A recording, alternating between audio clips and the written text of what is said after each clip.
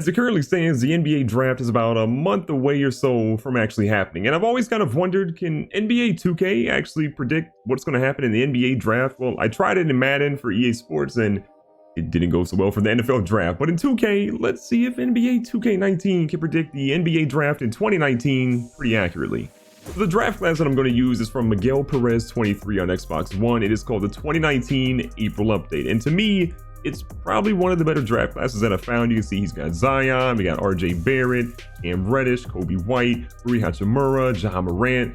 Ja Morant's probably one of the weaker faces that he's done, but he did a really good job across the board in representing who these players were, what they were about, and kind of their overall ratings and statistics. So we're going to go ahead and see if this draft class can predict the NBA draft in 2019 with NBA 2K19. See what it does.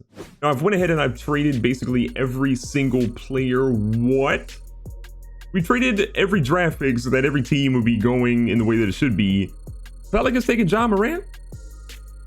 You're not going to say Zion?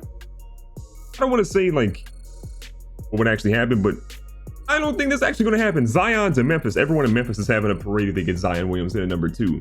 Maybe something's going to happen between now and the draft, but okay, what are y'all doing? Now, I took storylines off as well, so none of that should be impacting it. So number 3 for the Knicks, who are they getting? RJ Barrett. Honestly, I feel like this is going to happen in real life. My assumption is you go Zion 1, Ja 2, RJ's probably going 3. Even if you get Ja at 3 to New York, that's still a W in my opinion. The Lakers are up here at 4. Who are the Lakers going to take? I feel like they're probably going to trade this in real life. Jarrett Culver, probably a good pick for him or for the Lakers franchise. They're in disarray right now. So again, I doubt this draft pick actually really stays there, but we'll see what happens. I think the Cavs could obviously use Jarrett Culver really well. Who do the Cavs going to take?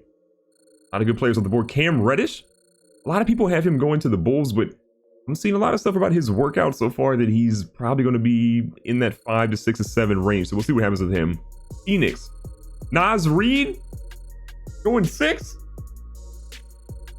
Excuse me? What the heck just happened? Chicago, who y'all taking? Kobe White.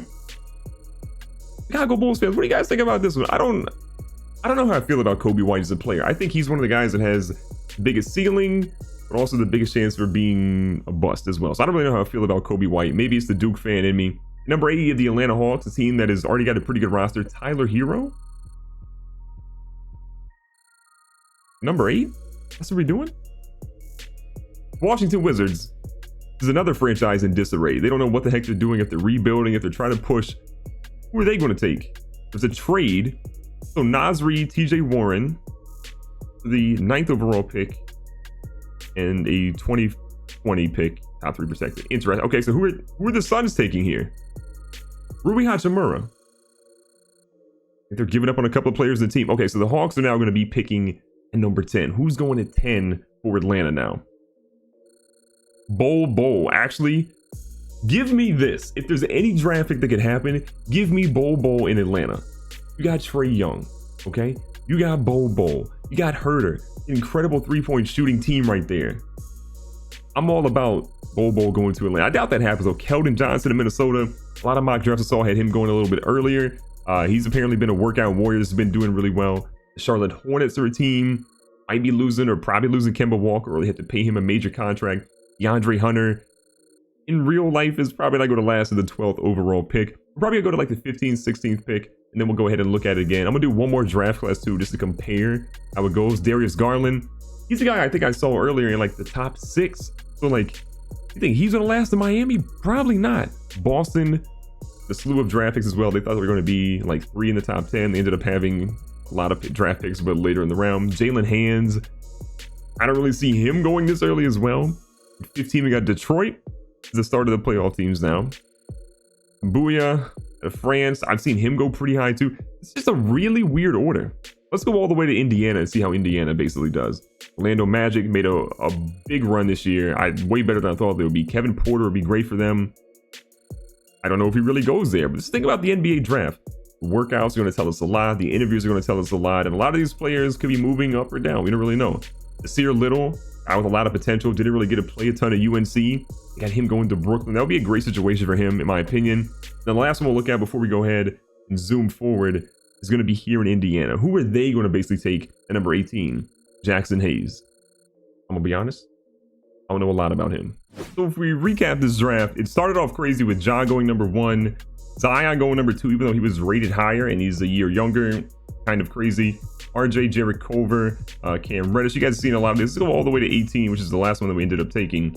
So Jackson Hayes, Romeo Langford goes to the Spurs. Great situation for him. Pop would make him a pretty incredible player. They have a good young core there already. Taylor Horton Tucker going to the Boston at 20. At 21, you've got Charles Bassey. They don't have the double S in there because it would trigger the language filters on 2K. Charles Bassey to OKC would be huge for them. Darius Bazley here for the Celtics. You got Nikhil Alexander-Walker out of Virginia Tech going at 23 to the Jazz. Bruno Fernando going 24. I doubt he'd last that far, and we'll see what happens with Joel Embiid in Philly. You have KZ Okpala at 25. You have the Cavaliers getting Eric Pascal at 26. The Nets getting Azubuike, they were 27. The Warriors taking Zach Norvell. The Spurs getting Daniel Gafford, who's a good, productive kid as well. And then 30 of Jonte Porter going to Milwaukee. So that's one draft class, but let's see what happens with another draft class if we get any different results. So I'm going to be honest, I went through a bunch of different draft classes and they were all really bad. The one that I did find that was somewhat good was Crow's Eye 17. But even Zion can't go number 1 in that one. RJ Barrett goes number 1 here to the Pelicans. So you have to imagine that Zion would go number 2 here to Memphis.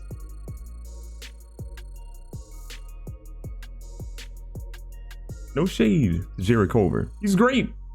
Can't spell his name with a U because it would cause an issue with 2K, but are the Knicks really going to get Zion? So apparently it's destined. The Knicks should be getting Zion. Even 2K knows it. The Lakers at 4.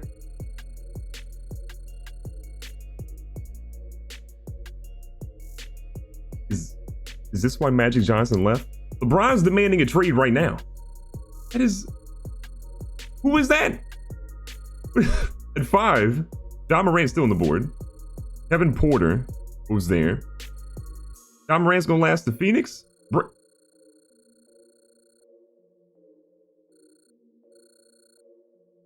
Is Ja Morant still alive? I think everyone that's a Chicago Bulls fan just lost their mind. Atlanta at 7, or excuse me, Atlanta at 8, DeAndre Hunter. Good pickup for them.